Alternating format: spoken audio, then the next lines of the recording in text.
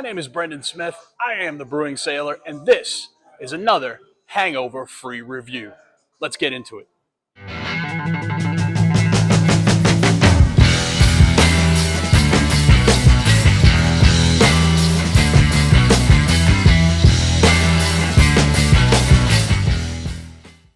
Welcome back to Hangover Free Reviews. I am your host, the Brewing Sailor, Brendan Smith.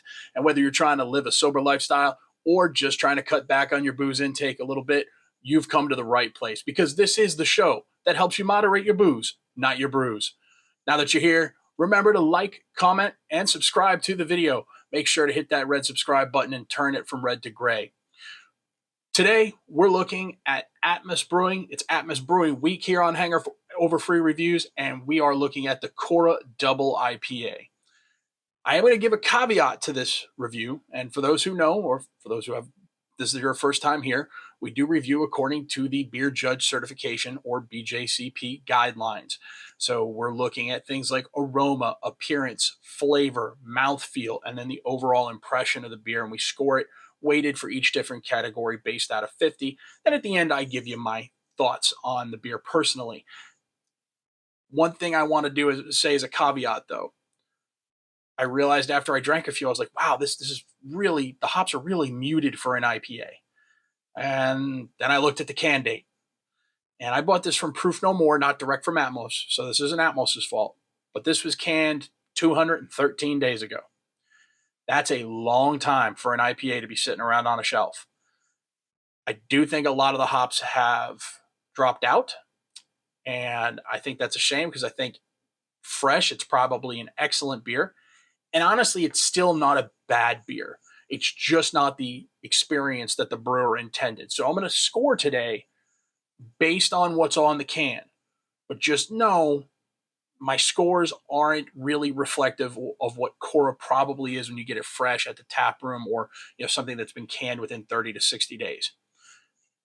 On my personal opinions, we'll talk a little bit more about that, but I just wanted to give you that caveat up front because if I sit here and start hammering on the fact that there's no hops in this beer, people are going to flip out without realizing that, hey, this beer's 9 months old, or 7 months old.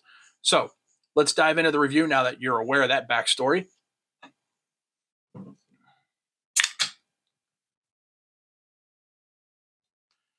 And you see all that extra carb there on the top. You'll notice that Atmos beers, and I've seen this a lot in the chats too, and you can see how crazy carb that is.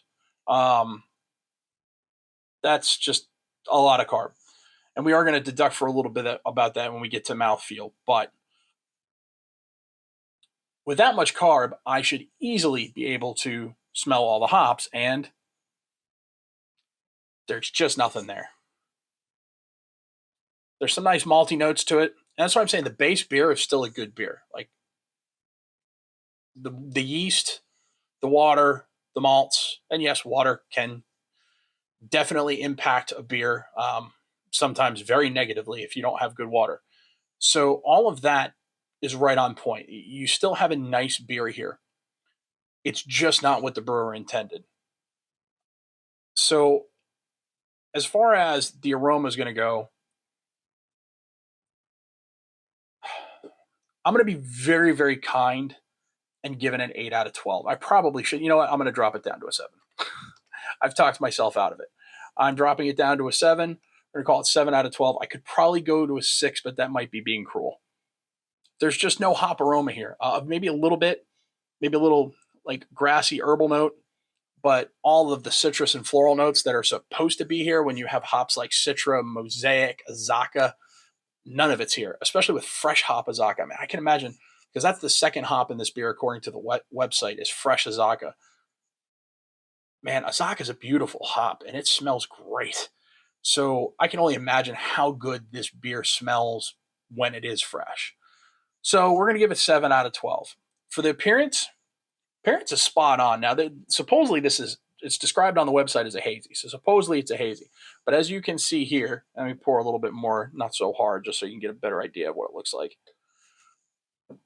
As you can see here, it is pretty clear. And this is even a thick glass, but whatever haze was in here has definitely fallen out. So I'm grading it against the BJCP 22A, which is our double IPA, rather than grading it as a hazy IPA. I'm trying to give it a little love here because, like I said, it's really not what it's supposed to be. So I'm grading what's in the glass rather than what's supposed to be in the glass. But it's got a nice persistent head, a little too much as we talked about, but you can see that, get some good lacing on the glass. We're going to give it 3 out of 3 on appearance. So let's try how it tastes.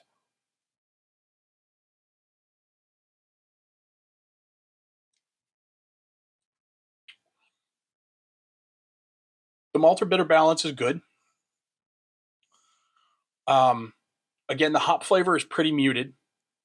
I again do get some of those like almost grassy herbal notes, almost like it's more noble hop than more traditional West Coast. But that's probably just because the hops are fading and that's all that's left. So I'm not really shocked. There's a little bit of maybe fruity ester from the yeast.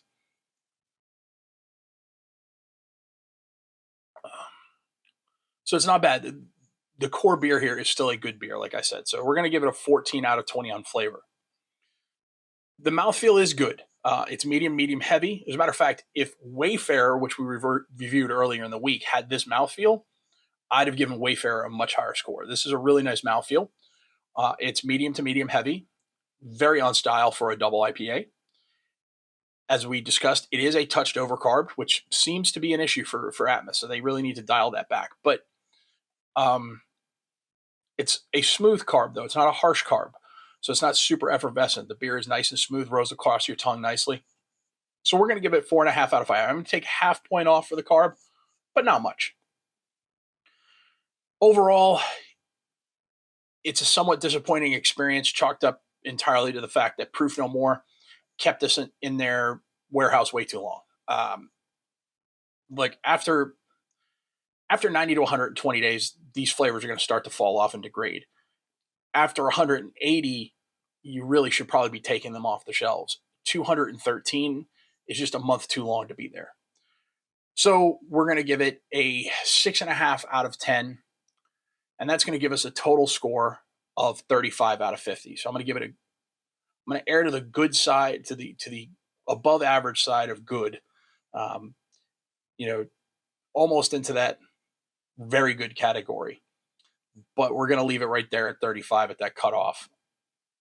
As far as my personal observations, I could have been much harder on this beer if I wanted to, just because of the current state it is, but that wouldn't be fair to Atmos or their brewers. Beer shouldn't be left sitting around, especially NA beers should not be left sitting along on the shelf this long. Proof No More should have pulled it, sent it back to Atmos. It is what it is. So where does it fall on my personal scale of regular rotation beer? Will buy again. Would drink it if it's the best option available. I'm okay never having it again, or drain pour. I'm going to put it at will buy again / incomplete. And I'm going to buy it again because it is incomplete.